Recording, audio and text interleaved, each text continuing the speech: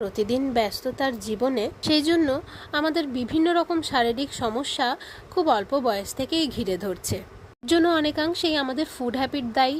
আমরা হাতের কাছে যা পাই ব্যস্ততার কারণে খেয়ে ফেলি, কিন্তু এই যে ভাত রুটি এগুলোকে যদি একটু সাইডে রেখে আমাদের হাতের কাছে খুব সহজলভ্য পাওয়া ডালিয়াকে আমরা খাবারের লাঞ্চ বা ডিনারে যদি গ্রহণ করতে পারি, তাহলে এখান থেকে আমরা যেমন পাবো প্রচুর পরিমাণে প্রোটিন, ভিটামিন, মিনারেলস, ম্যাগনেসিয়াম ইত্যাদিও পেয়ে থাকি, তার সাথে পাই প্রচুর পরিমাণে ফাইবার, যেটা আমাদের পেটকে অনেকক্ষণ ভর্তি রাখে এবং আমাদের এনার্জি লেভেলটাও অনেকটা বাড়িয়ে রাখে।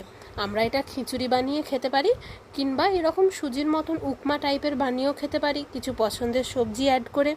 শুধু খেয়াল রাখতে হবে যতটা ডালিয়া তার ডবল পরিমাণ জল অ্যাড করতে হবে। সাম্বার দিয়ে শুকনো করে নামিয়ে নিলেই রেডি হয়ে যাবে, যা আপনারা অফিসের টিফিনে দুপুরের লাঞ্চে অবশ্যই নিতে পারেন।